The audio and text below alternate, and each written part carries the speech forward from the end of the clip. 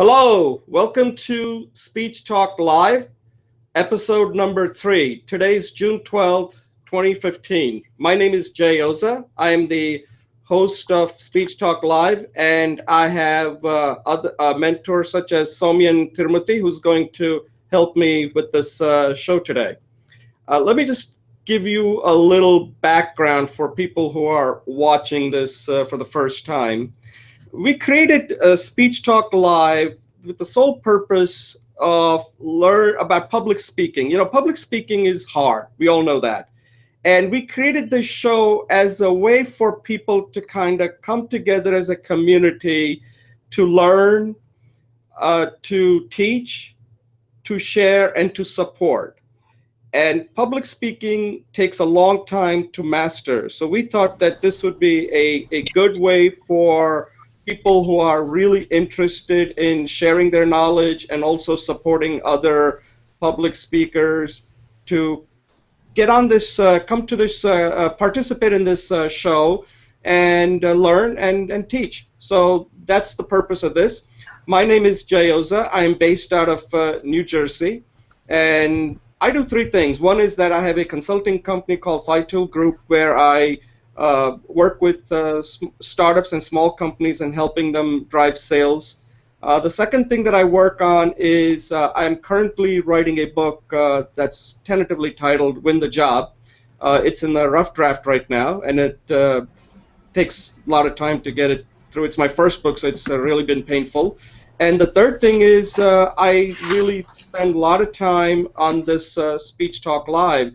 And I would say that most of my evenings, this is what consumes most of my time, trying to see if we can put together a good show where we're learning and also we're also teaching other people so that they get something out of it. And again, we want your feedback because this can only get better based on what you think. So if you have any comments, suggestions, feedback, please send it to me, or better yet, we want you to join and participate. So at this point, I'm going to let Sowmyan and Julie introduce themselves, and then we'll start this first segment. Sowmyan? Yeah. Hi, folks. I'm Sowmyan. I'm based in Bangalore. I'm one of the mentors in this course. I'm a freelance consultant. I'm a retired professional. I'm 67 years old. My hobby has been to keep doing various Coursera courses, and this course on public speaking is one of the things I liked very much, and I'm very happy to be helping people to learn more about public speaking. I am also a learner. It's not that I have got any accomplishment in terms of public speaking skills. Perhaps I have started about 6 months ahead of you, and that's all that there is that I could claim. Today's topic is about giving feedback. So the feedback is, Sowmyan, can I just stop you for a second? Let Julie do the introduction, and then we'll come back to introduce the segment. Okay? Yeah. Sorry to interrupt there.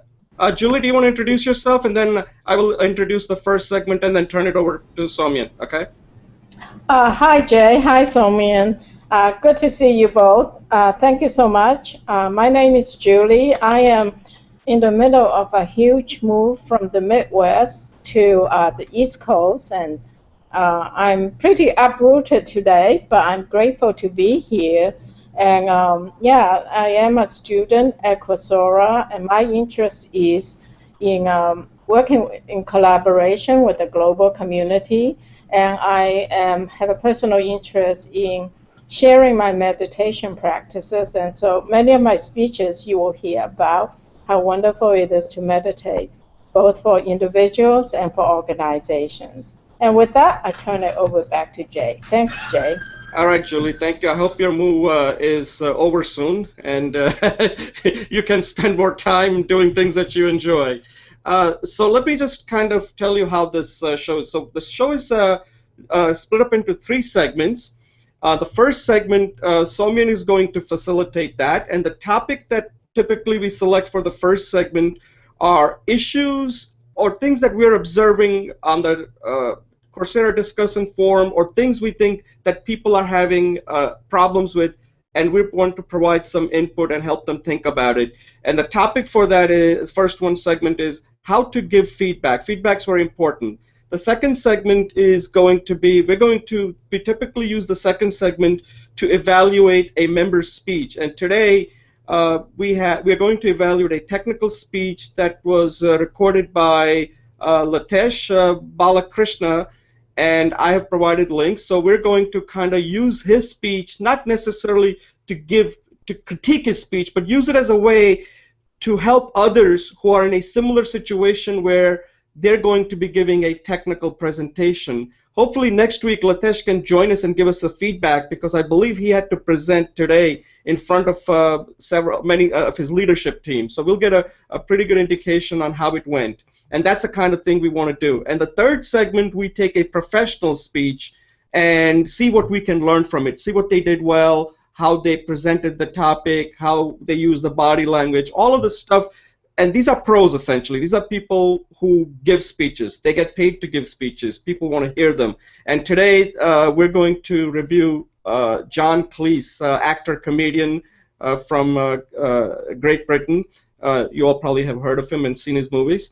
And we're going to review his speech on creativity. So at this point, I'm going to turn it over to Sowmyan, who's going to facilitate the first segment, how to give feedback. Sowmyan, take it over. Thank you, Jay. Hi, folks. Today's first discussion is going to be on providing feedback.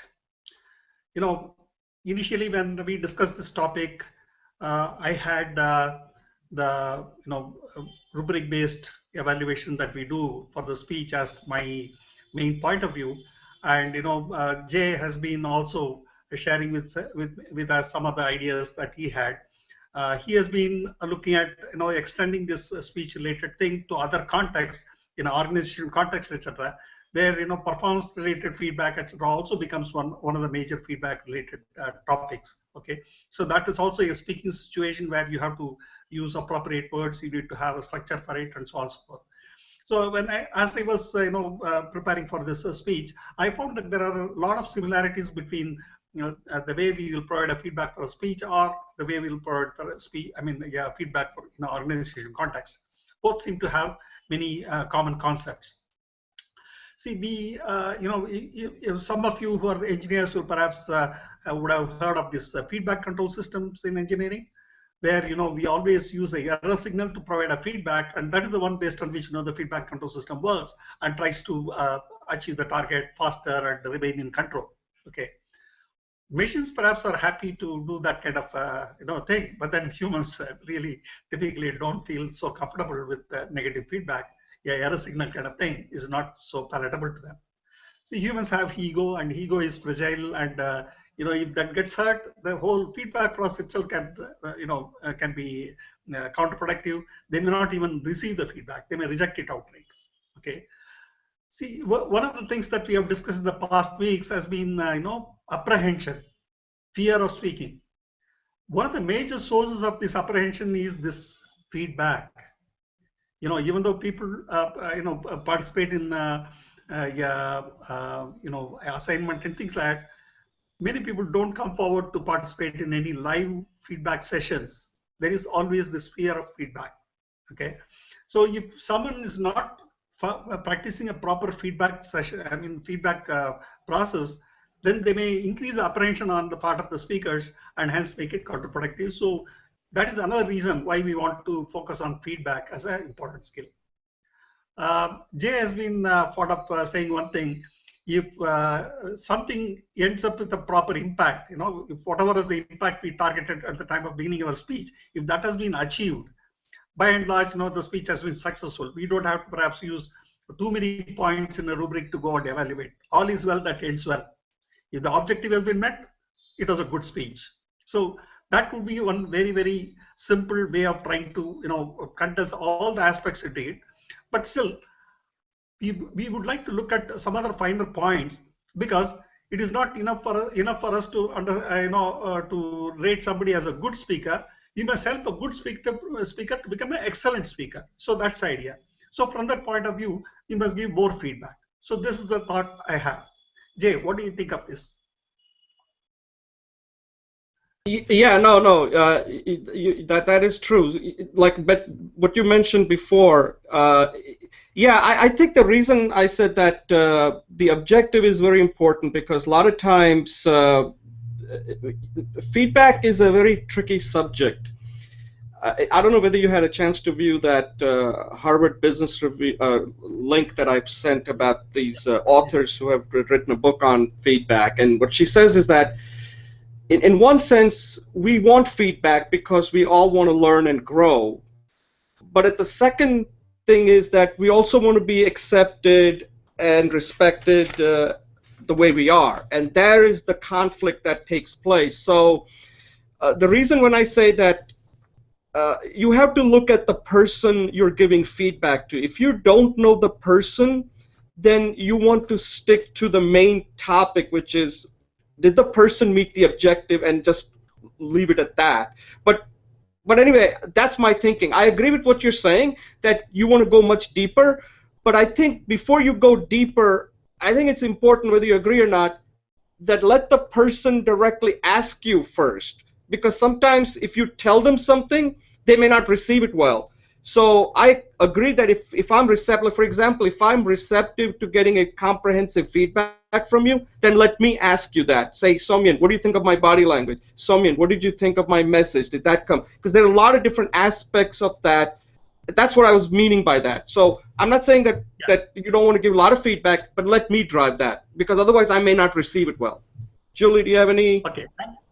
Thank you, Jay. Thank you. I mean, Julie, any reflections you want to share?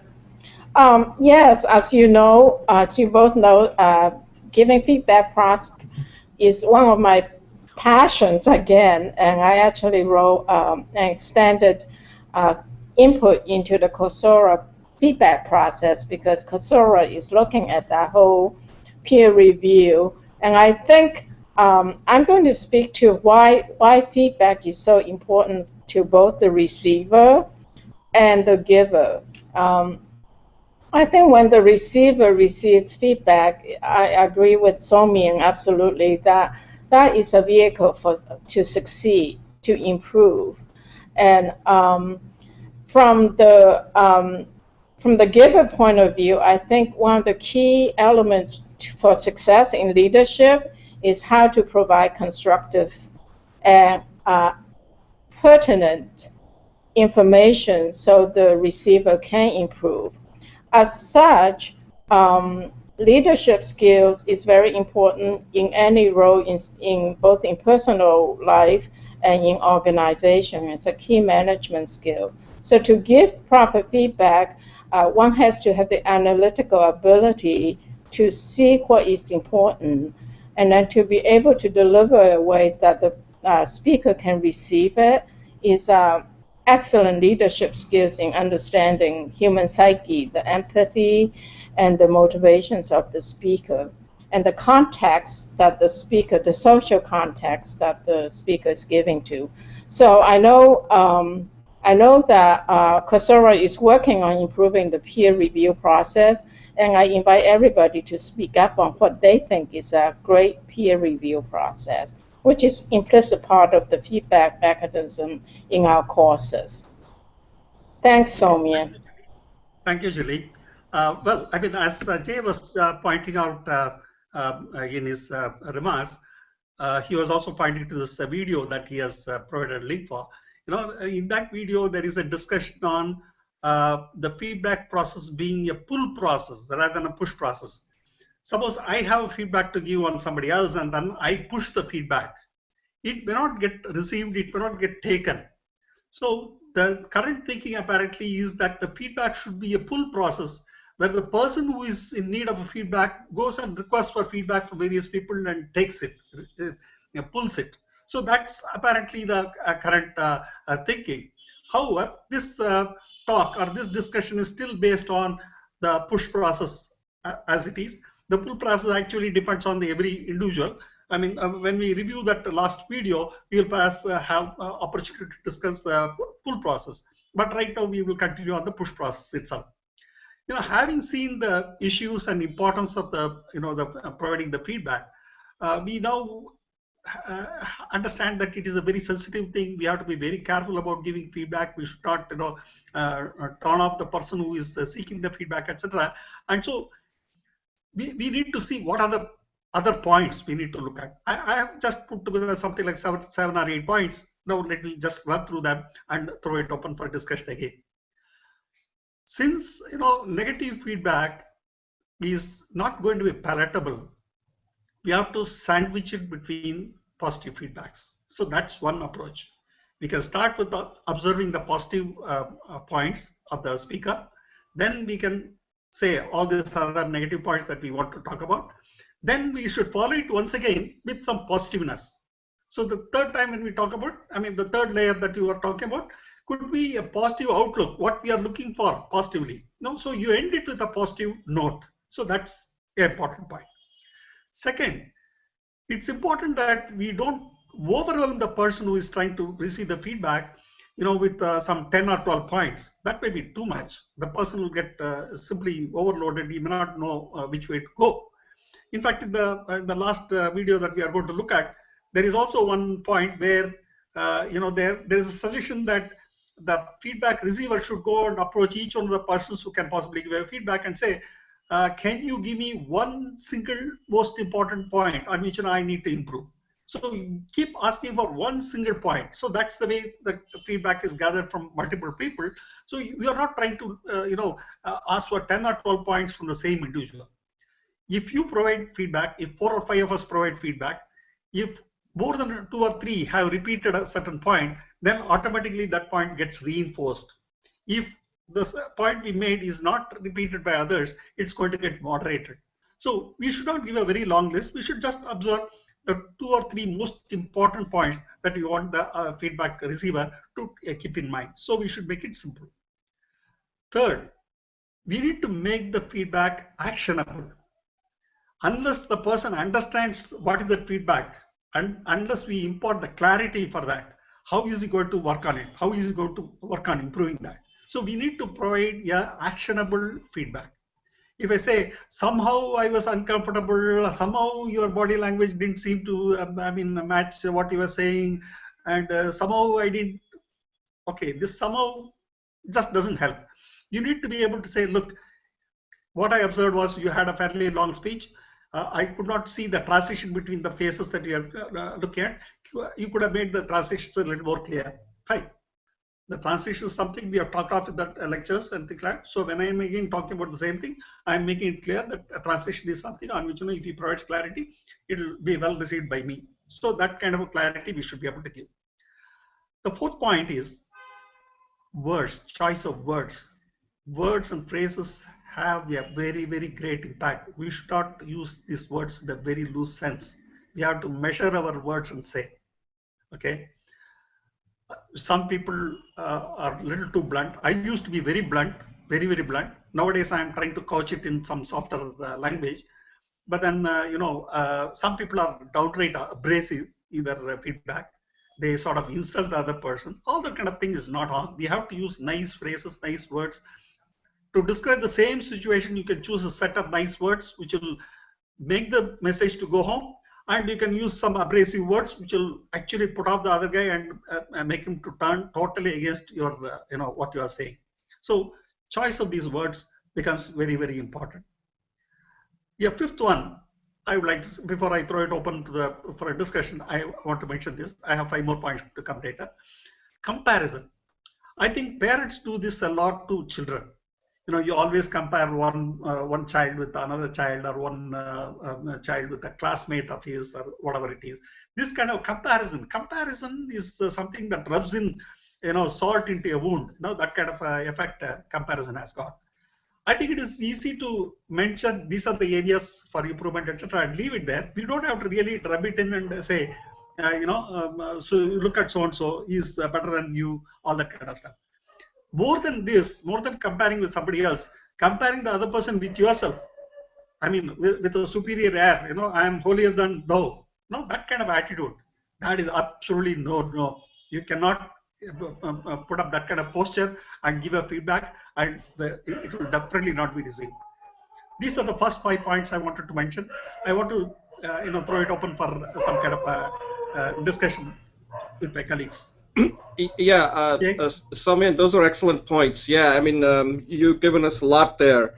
I completely agree with that. I'll just focus on one, and then I'll let Julie comment on it. I think all these points you made are excellent, but that also brings up another thing, that when you're giving a feedback, it is very important that I think giving feedback is harder than actually giving a speech in some cases, because giving a speech, you seem to have a lot of control on what you want to do. With feedback, it's not it's in fact, it's not only like how you're saying it, but how the other person is going to receive it. So you really need to understand that other person, that, like you mentioned about choice of words, I agree with you completely there, that words can make a big difference. And when people are receiving feedback, they keen on the words and they may not interpret it right. So you really need to have that interaction back and forth where you need to calibrate, is that person receiving it the way I intend to? And another thing that I don't know whether you mentioned this or not, that when you're giving a feedback, it's just you got to have an objective too. Like, what is your objective in giving a feedback? And that's also very important. Is your feedback to just get through the feedback? Is your feedback, if you have a common objective, then move forward? So, Julie, do you want to add anything more to it before we turn it back over to Sowmyan to complete his list? Thanks, Jay.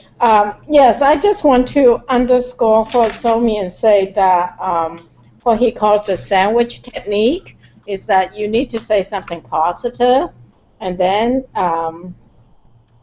embed something negative. If I would say constructive rather than negative, and then say something positive again. And in general psychology terms, it's found that it's about a 5-to-1 ratio, that people can take 5 positive feedbacks to get 1 constructive feedback. So with that, I'll turn it back over to whoever.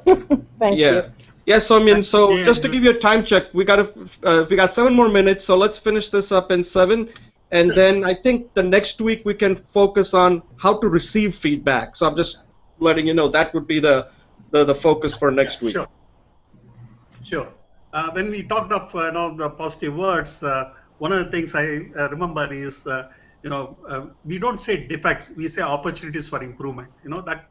So I'm trying to point out these 2 or 3 weaknesses or defects you have. Is perhaps going to be putting up the other person. I can say I have identified some 2 opportunities for improvement. This is a more positive spin. Okay, something like that. Okay. So now I want to move to another kind of list. One is there is a saying that we must give positive feedback in public, where many of his colleagues and friends and others can also hear. Whereas we must reserve the negative feedback only to a private session, so that the person who is receiving the feedback doesn't feel embarrassed in any way and can save his face, and there is no awkwardness that we are going to create. So that's important. So in this context, there are many people who post a video in the discussion forum itself and say, can you please provide a feedback? It's going to be very difficult for people to give negative feedback in that area. A constructive feedback that way is going to be difficult. People may just end up appreciating and mentioning only the positive things and leaving it there. That's why we have this mechanism of the feedback being provided in a confidential manner in the assignment evaluation space. So in that space, when you give a feedback, you can make the negative feedback also. The person who is receiving the feedback will not know who has provided it. He has no need to feel embarrassed, and his colleagues also will not come to know about anything that is negative. He can always take it positively towards working on improving of that, but then is not going to have any embarrassment at all. So that's there in the built-in mechanism we have. The next one is we have also that individuals are all biased. We are all biased. I may have some preferences. I may have some favorable points. I may have some unfavorable points. All these kind of things. This bias is there built into me. So when I give a feedback, this bias of mine comes through in this feedback. So if we have 3 feedbacks, as we have in our evaluation system, peer feedback in Coursera is by 3 to 5 people. When 3 to 5 people provide the feedback, somebody may be mentioning one perspective, another person may be mentioning a different perspective. If among the 5 people, some 3 feedbacks are coming as in the same way, they get reinforced. If they are not reinforcing that way, they get moderated. So this is one nice way by which a moderation of the multiple people's feedback will help you to say what is it that you really need to take away. It will ultimately leave with that 1 or 2 points which are a priority. So that's a built-in mechanism. So I would urge people to go and use that forum. Today, I think that that forum is sort of broken. People are not going and posting their videos there and providing a feedback, and that's causing a lot of hardship to other people also. Then the other aspect I would like to say is when I'm undergoing any kind of evaluation by somebody, I always like to know what is the norm. What is the norm against which I'm being evaluated or assessed. If I'm providing a goods to some company and that company is going to inspect it before they say it is accepted or rejected. Similarly, when I'm making a speech, I want to know on what basis people will accept it or reject it. If the norms are known to me, I'll be more comfortable. If the norms are not known and it is going to be a surprise to me, I am not at all focused on one dimension, and ultimately the reviewers are going to emphasize on that and talk about it, or criticize my speech. I may be very uncomfortable. See, one of the things that the rubric that has been proposed in the speech provides is it provides the norm. These are the 4 aspects on which we are going to evaluate. These are the norms. And if I say this needs to be improved, since people would have listened to the lecture anyway, they will know what does it mean. If somebody has to improve on a certain aspect, what does it mean? That gives them clarity. It is becoming actionable from that point of view. We don't have to elaborate too much on how to go about improving. That part of it they can always investigate themselves. Then, ultimately, this is something that I have shared with Jay also in the past. Reviewing and evaluating a video is a very time-consuming affair. I at least go through some 3 or 4 times I have to run through the video before I can provide a feedback. I just don't do one pass, just watch it once and go and write a feedback. It's very, very difficult to do that. In fact, I split it into multiple groups of factors that I consider together. And in the first run, I may look at the logic, the argument, the evidence, and so on and so forth. The second one, I may look at the structure, the transitions, the repetitions, the conclusions. And then in the third dimension, I may go and look at the voice modulation, how emphasis was done, and how much energy was displayed, all those kind of things. So I do multiple passes to evaluate and give a feedback. I think this kind of investment has to be done. If you do that, then the feedback will be robust.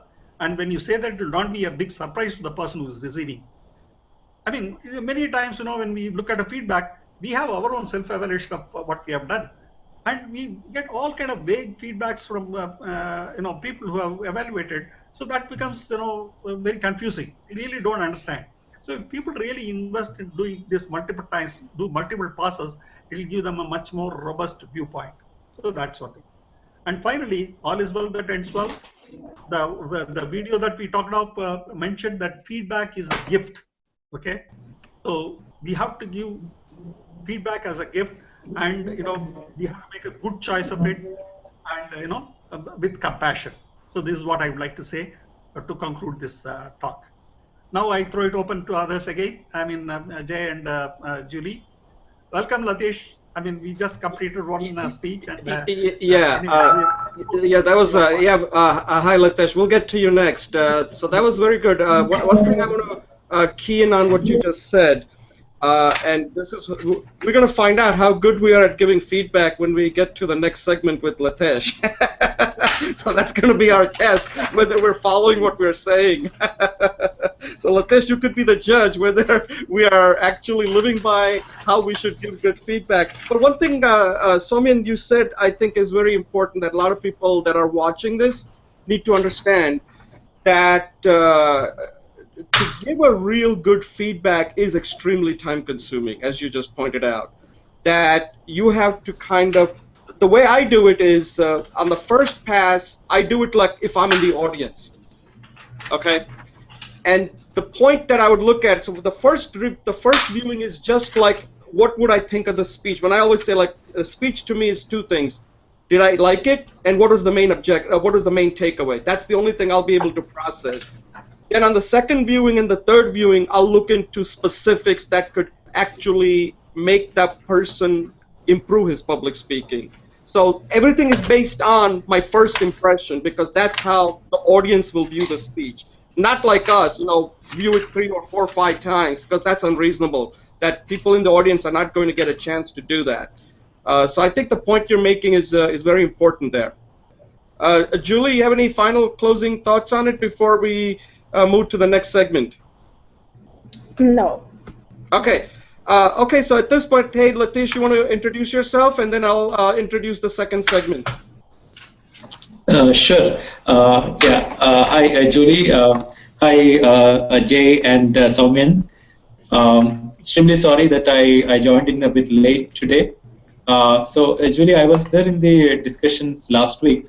So we had a small talk about how to improve my communication skills specific to the speech that I give. I already given one speech on a technical subject on stage gates process. So I got feedback from Sowmyan and Jay on that.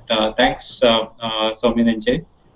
So meanwhile, today's session did not happen, by the way, which was supposed to be there. It didn't happen today, so it will be there after 2 weeks. Okay. All right, that's one part. And so, and sorry about that, I forgot to introduce myself. Julie, I'm Latesh Balakrishnan. I'm based out from Kochi, Kerala. That's in India. I'm based out from India. And I work in the IT industry, the software technology industry, and we got almost 10 years experience working in this field. So yeah, that's a short intro of myself. Okay, that's good. So I'm going to, at this point, take a brief pause and kick off the second segment, and then I'll hand it off to Julie, who will facilitate the second segment. And the star of the show, of course, is going to be you, Latesh. So we're going to be asking you quite a few questions. So at this point, I'm going to take a quick pause and then come back and introduce the second segment, okay? And this is so that when I can cut it out as a separate video.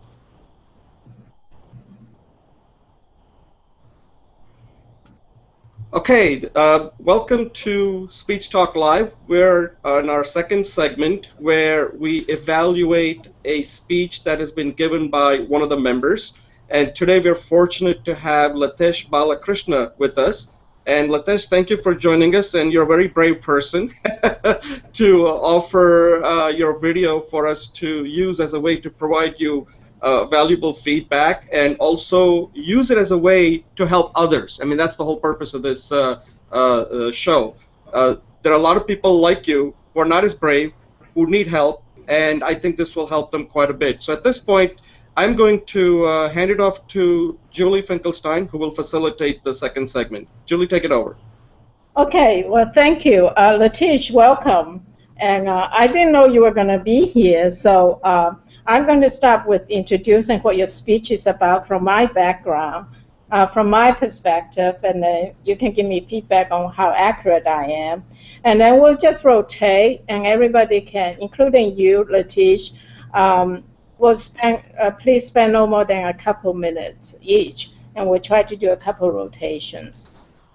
So Latish talked about the staging process, and from what I got out of it, it is a project management and project control technique for a large-scale project.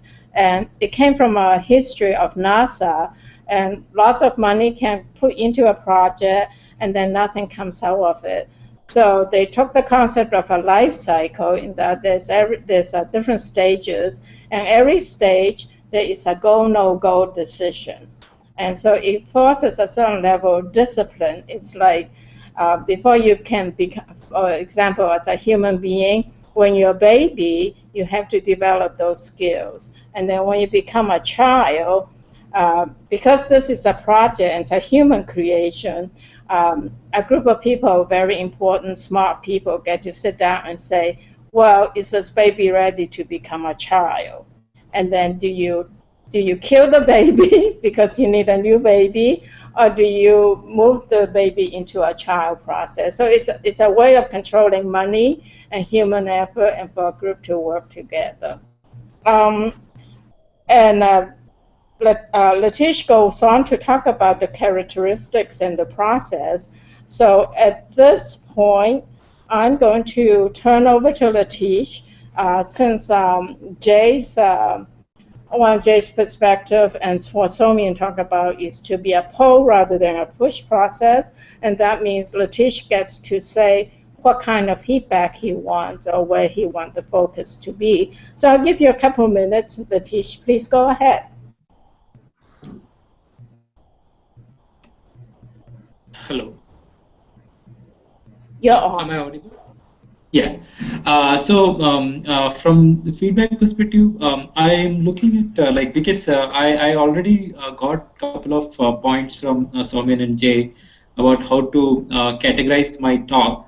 But yeah, because this is a technical subject, so this needs to be categorized. I think the flow needs to be more structured. I need to introduce the concept. Then, after introduction, the concept, how we have applied into the organization, and after application of this into the organization, what could be the benefits that has already been derived and what is envisaged to be derived. And from there, and after the benefits have been envisaged, it's more about what kind of challenges were faced and then the lessons that were learned from this particular implementation. So that flow, I think, was not there in this presentation at all for what I had given. And yeah, I think that needs to be brought out. That's one thing. Yeah, probably the thought process needs to be a bit more structured in that direction. Okay, thank you. I'm going to say, Jay, would you like to take a couple minutes and give some initial feedback? Yeah, no, Latish, I don't know, I have questions for you. So this is not like I'm just going to give you my feedback. What is your main objective? Maybe that's the first question to ask, because every speech, there has to be an overall objective. What are you trying to accomplish with this speech? Basically, this particular initiative, the stage gates process, this talk was about giving an overview of how stage gating is done for a project. So that's the main objective, to make the audience understand what is stage gate process and how do we implement it for a project.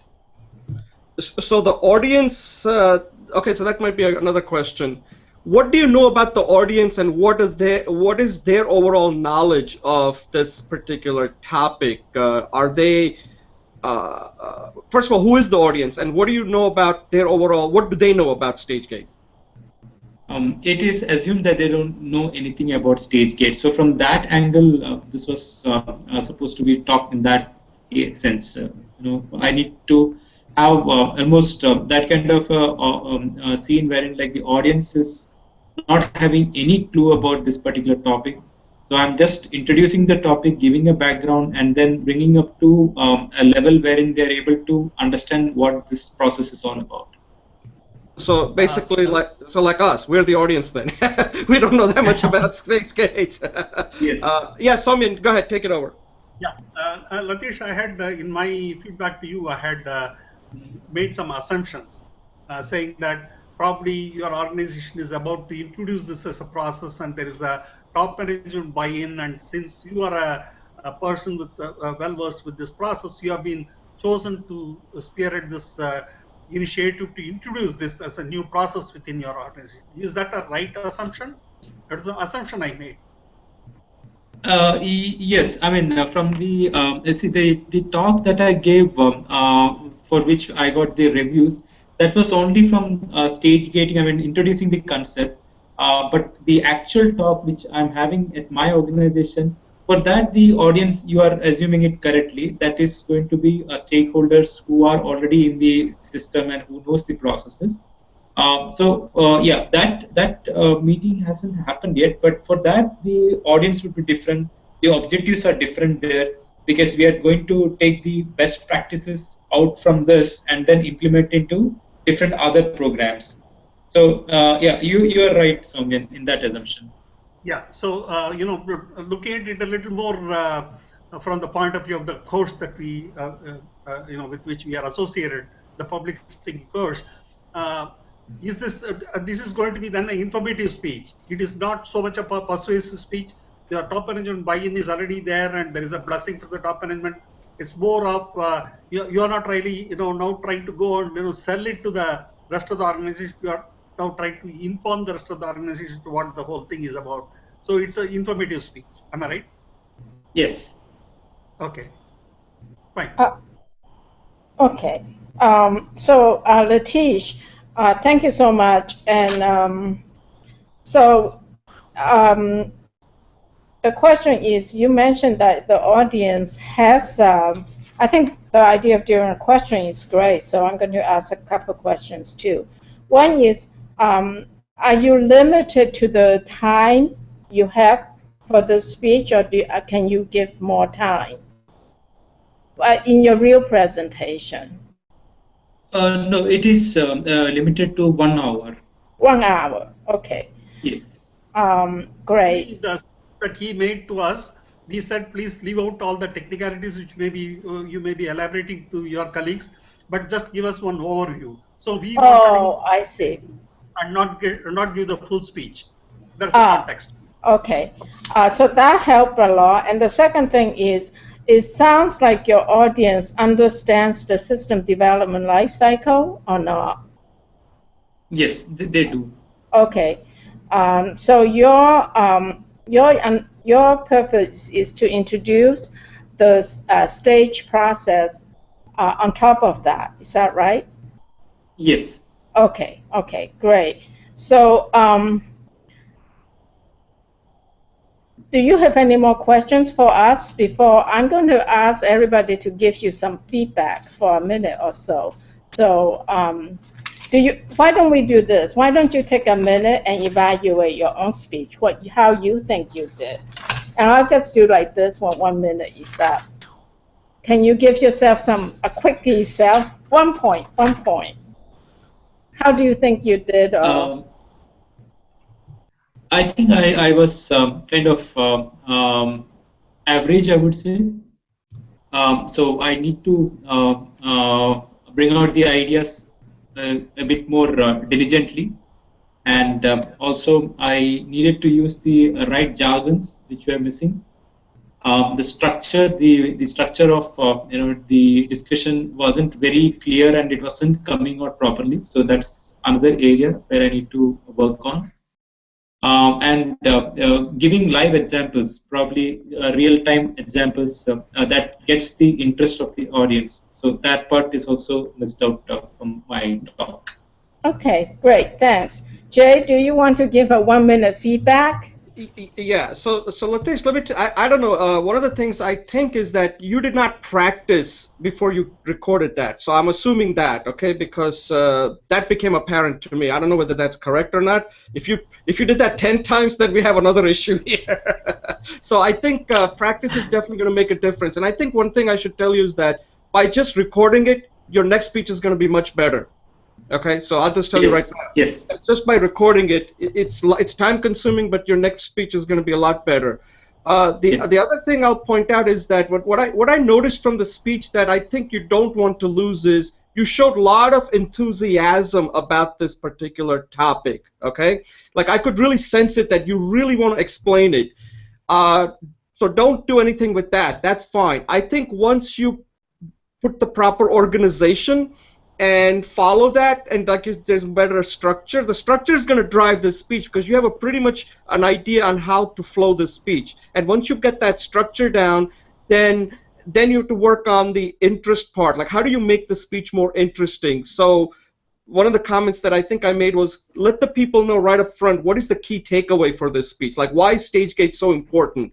And I know it sounds like don't make an assumption like people know that. Because StageGate is a very important process. It has to do with making sure that the projects are indeed successful, right? So you have to keep emphasizing your main point over and over and over again till if they're at the end of the speech, if somebody asks them, what did you get out of the speech? That main takeaway is what they should say. If they're not saying that, then your speech failed, okay? So that's my overall comment on that. Great, thank you. Sure. Sowmyan? Okay, thank you. Yeah. In fact, I had given this feedback to Latish earlier.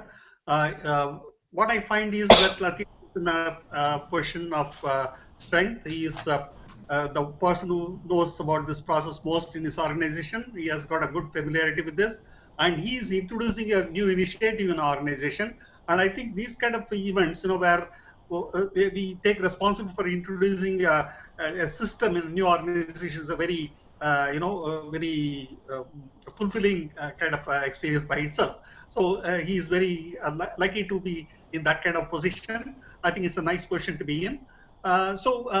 He has made a very informative speech about this, and the information point of view was very much there. The only emphasis I was making to him was, since this is an informative speech, I always try to look at the ethos perspective. He should, I mean, in his presentation to us, he may not have emphasized this, but maybe even though his colleagues in the organization may know about him, he should say what was his personal experience with this particular system. You should also mention about the system's global acceptance and its position in terms of CMM standards and things like that, endorsing this kind of process. So the ethos, that is credibility of the person who is explaining, saying I have got experience in this, and then this system is a standardized system, it's a global best practice. Those kind of preambles and things like that will be important to position this as something that everybody has to take seriously. Okay, so that's the emphasis I was trying to make. It is all about ethos that I was emphasizing. That's all I have to say. I think it's perhaps that we just asked him to give only a brief 15-minute thing to us, and whereas he is going to give a 1-hour presentation to others. So we may not be able to assess what he left out and things like that. So that would be unfair. I was only trying to put an emphasis to this. That's all. Thanks, Sowmyan. Okay, so I will take a couple minutes. So Latif, since I didn't have the privilege of last week, I would say that first of all, you were very, very clear. Your body language, your enthusiasm, I will even use the word charisma, came across very clearly. And in just listening to you, I can see that you had really great organization. So to kind of give you a little bit of a constructive criticism, in terms of structure, I like the sandwich technique in terms of tell them what you're going to tell them, which is, hey, I'm telling you this, it's important because, and then tell them all the details, and then tell them what you told them. This was important. Not only can you save a lot of money, it creates group consensus and group collaboration. It's an opportunity for us to save a lot of money and be successful at projects, something like that. And so that's the kind of structure I would recommend. In addition, in listening, I have an IT background. In addition, I think if you can separate the system development lifecycle and the program implementation, that will really help. So I would suggest that you build the whole thing on a system lifecycle, the different phases, iterate the phases very clearly, identify activities to be checklists, and you can even do a matrix chart on it, and then go back and add the program piece, saying that the program piece makes this step even more complex, and then the actionable part is, here is what we can do. The next meeting, we'll go through the first stage of the life cycle. These are the checklists I recommended. Let's review the checklist. And so set up at the next meeting to go through a group consensus so you can drive the process forward. So that was my 2 minutes. I'll give you a couple minutes to kind of say how you like the feedback, and I'll wrap up. Do you have anything to say, Latish? I think what you mentioned and what Sowmyan and Jay mentioned is definitely something that I need to incorporate. Thanks a lot for those feedback and suggestions. Definitely, I think those needs to be there in an informative speech, because that's what arouses the audience, and that's what makes the audience feel, why is it that they need to listen to me? What is in that part of what is in it for me comes out properly if it is structured that way. Thanks a lot, everyone. Great. Okay, well, thank you. I think that hopefully everybody watching this will take something out of it. And thank you, Latish, for being so generous. And I hope you enjoyed it too. And I'll turn this back over to you. Great. So I'll turn this back over to Jay. Yeah, Julie, thank you very much. And again, for those who are watching this, I have provided, Letitia has given us permission to use his video recording. So if anybody's watching this and you're wondering, where do I get, I'll provide the link and you can view Letitia's speech. And again, the purpose of it is not, Letitia's given us an opportunity to view this because these are the kind of real life talks that people give. And some of the talks that you see at the Coursera are not the kind of talks you actually will give to in a business environment. So Letish, your talk actually is very valuable. Your talk is something that people can actually use at work because these are the kind of talks that they want to give. So actually, I want to thank you for sharing your video with us. I think it's going to help a lot of people. So at this point, I am going to take a brief pause and introduce the third segment, and I'll facilitate that.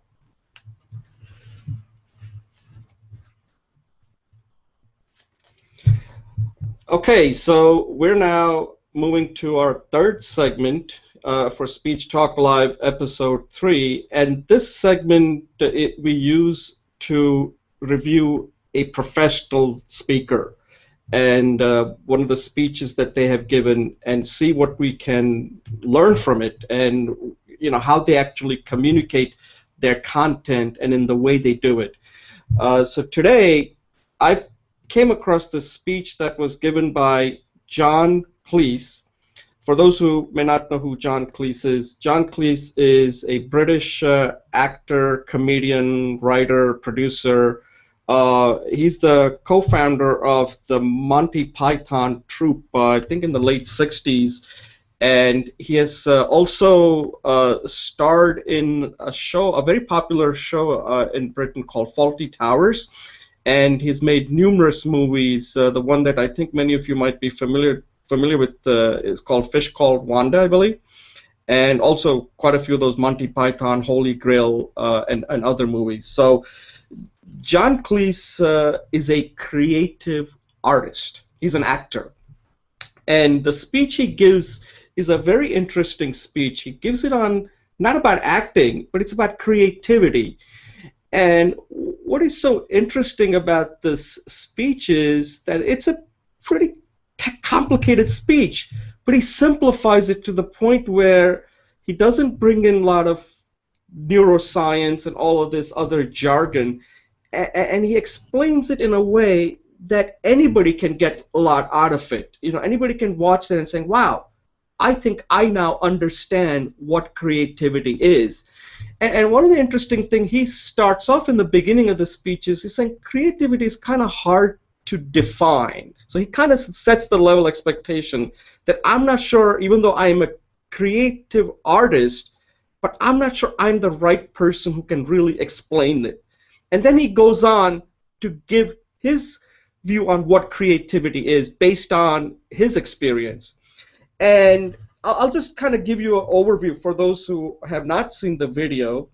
And there's a lot. This is a 35-minute video, I believe. So there's a lot that he covers here. And his main point is that creativity requires two modes of work. And he defines this as an open mode, which is like a playful mode, where you're curious, where you don't have a lot of stress or pressure. It's like a free-flowing childlike, let's call it. And then there is this closed mode where you now have to go and implement what you have pondered in an open mode. And he's basically, what he's saying is that this idea is how creativity works. So let's take at like what we're doing here on this Speech Talk Live. Maybe we are creative, since we are creating something here where we are in an open mode where when we are on our own, and then when we are on this show, it's a closed mode where we have to now implement what we've been thinking about. So I'm kind of drawing the analogy of what he's talking about into what we're doing. There's an open mode when we are on our own thinking about, like what Sowmyan did on his topic on feedback. And then once he's on this show, he's in a closed mode where now he has to deliver what he's been thinking about. And that's what he's talking about, these two modes, open and closed mode. And then he goes into, and another interesting thing is the way he delivers the speech is very clever. He keeps interjecting these light bulb jokes. And in the beginning, I was like, why is he doing that? And then it occurred to me, and I'm not sure I got it on the first viewing, so I have to be honest on this. What he's really showing is that this is how it works, open and closed. His speech is essentially a closed mode speech. But then he goes into this open mode where he's injecting this light bulb jokes, like repeatedly throughout. He sprinkles it throughout his talk, right, his speech. And I think that's what he's trying to communicate, and I'd like to get your feedback on if that's how you interpreted that how open and closed mode works. So his speech essentially is what he's talking about. And then I'll sum it up with the 5 things that he talks about, like how open mode really works. And here he says the 5 attributes of it is, if to be in open mode, you need space. You need to kind of get away from, like, you can take a long walk or maybe jogging or doing something where you are just letting your mind kind of in a free-flowing mode where you can ponder about a particular subject. So that's space. Then the second one is time. Now time, he uses time twice, 2 attributes of time. The first one is you got to pick a day, like, okay, I'm going to go for my morning walk at 8 o'clock. So you know that time is now reserved for you to do your deep thinking or playfulness or whatever, curiosity, where you're just devoting that time for that, for open mode thinking. Then he also uses the third attribute is, again, time. Now this one is a very interesting one, and what he says is that people who are in open mode, who are creative, will end up spending more time than somebody who's not creative, and that makes a difference. I would define the second time as time plus 1. So if I'm devoting, let's say, 20 minutes, but if I'm really creative, I'll end up spending even more time and stick to it. That stick-to-itiveness is what I think he's talking about. The fourth attribute is, of course, confidence, and what he's saying here is what we hear all the time from Silicon Valley, that you cannot have fear of failing. And that's what he's talking about. You have to have confidence, because if you don't, if you're scared, then you're not going to be creative. And then the last one is humor. And I think that's pretty important. And he's a funny guy, so this speech really is he's hitting the mark right here. He's a comedian, and he's saying that in order to be creative, if you can't see a humor in it, then it's going to be hard. It's going to be hard to be creative. So these are the things that I got. So I thought this was an excellent speech. It's one of those speeches, if you ask me, I don't think I could deliver it. I think this requires a special talent to deliver this kind of speech, because I don't think it takes a lot of risks in this speech where he injects a lot of these light bulb jokes, and I thought it was one of the best speeches that I've seen in a very long time. So I'd like to get your feedback, Sowmyan, Julie, and Latish. What do you think of it? Sowmyan, you want to start? Julie can go now. Oh, Julie, go ahead. Yeah, thanks. Hi, everybody, again. Yeah, I really want to focus on this idea of open and closed attention. And it's very interesting because what you talk about is the speech itself is a demonstration of closed and open. And another word I would use is structured and free form. And that there's a time for structured process and there's time for free form. And he also mentioned the psychologist Edward de Bono, who does a lot of creativity stuff. In my own experience, when you do meditation, you can do it both as an open meditation and a closed meditation. And so and there's a physiology that's associated with that. So when you do open meditation, one of the things you can do is just bring your eyes open and defocus as if though you're looking at the horizon. The way to do a closed meditation is you can concentrate on your breath and just bring it back to your breath and keep your eyes relaxed. But so those are the things I found very, very interesting in his speech. I really like his use of humor, and think I'm going to have to practice that. So you might hear me telling silly jokes in the speech. So thank you. Yeah. So there are. I also like this speech very much. Thank you, Jay, for giving a link to such a interesting video. Well, I mean, you already covered a lot of them, and there are three aspects which I wanted to touch upon. One is I like the way he was talking about creativity being a ability and not really a talent. He was trying to put it with some words like that. Then he said it is more like playfulness. Children play, and when children play, they don't have any target, time, pressure, something to be achieved within a certain time, etc. It's all absolutely open-ended. Okay, so you're just going to play for that 1 hour, 1.5 hours, and then come back home, and then you leave the play there, and you come back, and then you engage in your serious work or whatever it is, do homework or whatever at home. But then when you're out playing, you just enjoy that with no goals and things like that. And this playfulness is also something that he says is something where you do a lot of experimentation. Okay, so that dimension was very interesting. He says just leave it to your subconscious, it will keep working.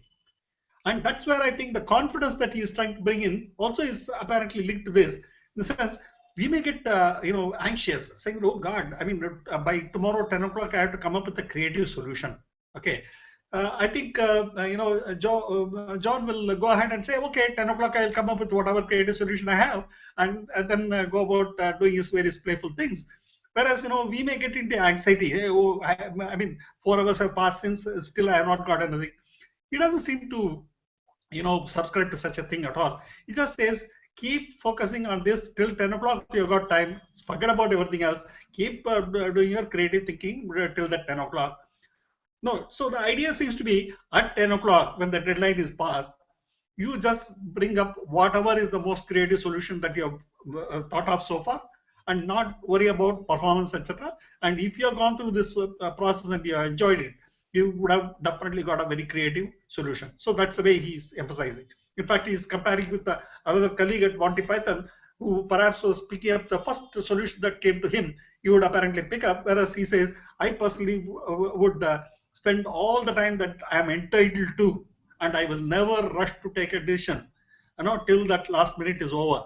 And then only I'll come up with my solution. I fully use all the time available to me. So that kind of a thing. Second thing I found was, he was, it was a very humorous speech. He had a lot of jokes there. The transcript also is available. In fact, the transcript was something that I had to go through. I normally have a difficulty in following people with a foreign accent. So I had to go through the transcript. I enjoyed it all the more when I read through the transcript. And, all these light bulb jokes aside, I felt that, he was, practically every sentence was some kind of sarcastic thing or satirical sentence. And then he was saying all of them without even smiling. For somebody who is known to be a comedian or who is a humorist, to go through a 35 minutes presentation without smiling, that is something amazing for me. I was sort of amused. Then he used sarcasm. He finally, he closed it with some 3 points: how to kill creativity among youngsters in your organization.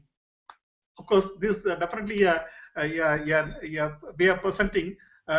You should, whatever is being suggested for killing creativity is something that you should not do, is the actual message. But you are saying, yeah, let us go and do this. Let's not allow these guys to have any humor, forbid humor. Okay, then exercise your authority and push them for schedules. Don't allow them any free time.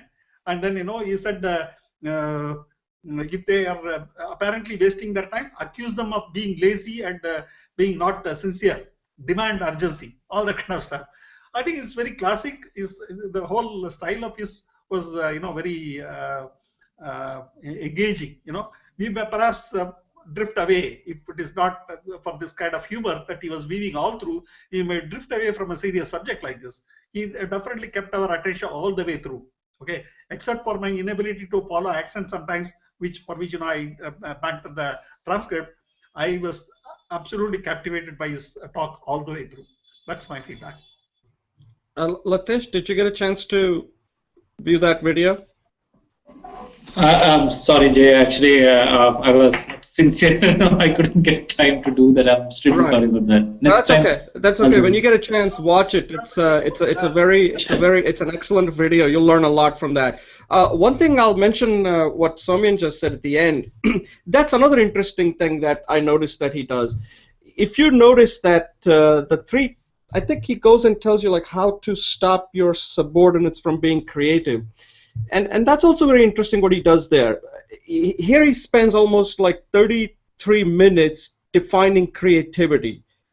So he's showing like how difficult it is to be creative and explaining creativity. But to kill creativity, it doesn't take that much time to do that. You know, you can do it so quickly to blunt creativity. And he doesn't even give any examples or anything. It's just like to creativity, hey, do it my way, and that's it. You don't need to provide any examples. But to explain creativity, he gives so many examples of Alfred Hitchcock and Alexander Fleming. But at the end, when he's talking about how to blunt creativity, there are no examples. It's like, stop this. You just, tell people, don't be funny, don't do this, don't do that, and that's it. And you'll stop people being creative. I thought that was pretty creative in the way he did that. So, and any closing thoughts on it? I think there's a lot to learn here. And I think one thing I'll point out is, I think humor is something we need to cover, because I think people sometimes mistake humor from telling jokes. I don't think he really, because remember who this is coming from. This is John Cleese, so people do expect him to be funny, right? But if you're not somebody who's funny, then it's probably better to avoid telling jokes. That doesn't mean you can't be humorous. The bar is you want to make people smile, but you don't want to get to the point where they're laughing loud, because then you're kind of getting to the point where you're crossing the edge. So humor is a very tricky thing. Most people can't do it well. Even I can't pull it off either. If I'm naturally funny, that's one thing. So my goal is, if you're smiling, then that's good. But if you're like going totally like, yeah, oh, what a joke, then that's not good. Then I think I've gone over the top. So that's not the intention. Otherwise, people stop taking you seriously. So anyway, Julie, I think you're funny as you are, Julie. I don't think you need to tell any jokes. Just tell us about your moving adventures, and those basically will get the crowd going. Okay, so at this point, I think we've covered this, unless anybody has any last thing to add to this speech. Otherwise, we'll just go around with closing thoughts and then wrap it up. So I will start with Julie. Julie, any closing thoughts, parting thoughts?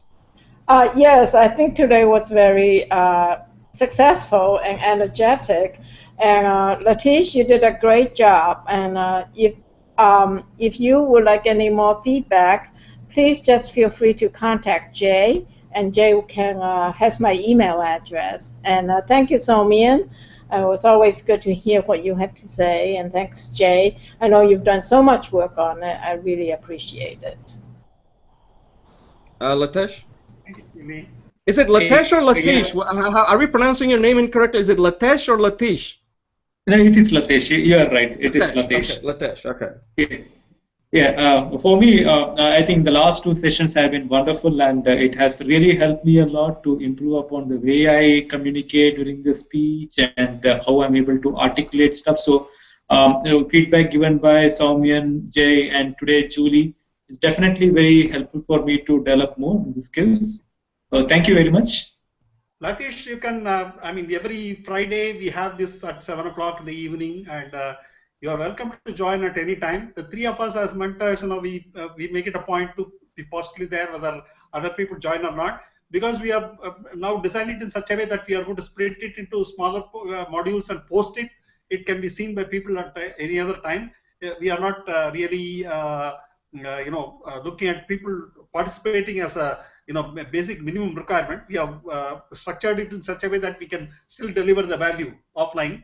Okay, but you are always welcome to participate. Okay, participation has got its own charm and enthusiasm and interest. It will be fun. Yeah, you are welcome. Sure.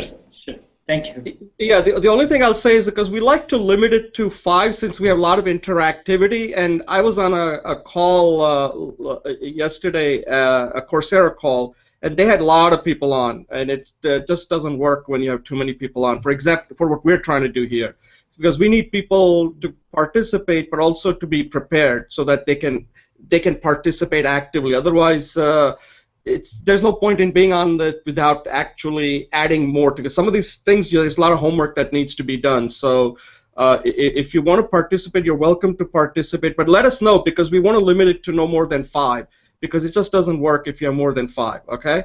And so at this point, let me thank Latesh. One thing I will mention is the speech that if you're ever going to give, one thing I would recommend you do is if you can send us your outline on how you're organizing it, we can provide feedback. I think that feedback will be very valuable, because if you got that organization, then I think the rest of it, you can do it. You already have all the content there. The organization is the key there, okay? So if you have that, and if you want our feedback, just send it to us, and we'll give you feedback on that. So at this point, let me thank Julie. Julie, thank you very much for joining us and facilitating the evaluation segment. Latesh, for volunteering to use your video for the evaluation of a member. And Sowmyan, excellent segment on how to give valuable feedback. And next week, I think, Sowmyan, you're going to do the how to receive feedback, right? Yeah. Okay, so I think Sure. we're set, and I'll send you the speech that we can look at. I think the one I'm thinking of is the one by Steven Spielberg on how to tell a story. So I will take a look at it, and if it looks like it's something, then I'll send that, and you guys can tell me what you think, okay? And Julie, as far as the second segment, Penny Liu, I think, is somebody that you're working with. She has sent a recording, but it was private, so I told her to make it unlisted. And I think she's going to be on as it's an impromptu speech, and you can facilitate that session on evaluating that speech, okay? Okay, so at this point, thank you, everybody, and I'm going to close it out. Okay, guys, bye. Bye. Bye. Thank you.